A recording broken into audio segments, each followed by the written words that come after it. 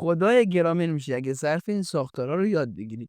من میرم I go، تو میری you go، اون میره she یا he یا it goes، ما میریم we go، اونها میرن they go. حالا حال استمراری، من دارم میرم I am going، تو داری میری you are going، اون داره میره she یا he یا it is going، ما داریم میریم we are going، اونها دارن میرن they are going. حالا حال کامل، من رفتم I have gone، تو رفته ای you have gone، اون رفته است she یا he یا it has gone، ما رفته ایم we have gone، اونها رفتن they have gone. حالا حال کامل استمراری، من مدتیه دارم میرم I have been going، تو مدتیه داری میری you have been going، اون مدتیه داره میره she یا he یا it has been going، ما مدتیه داریم میریم we have been going، اونها مدتیه دارن میرن they have been going.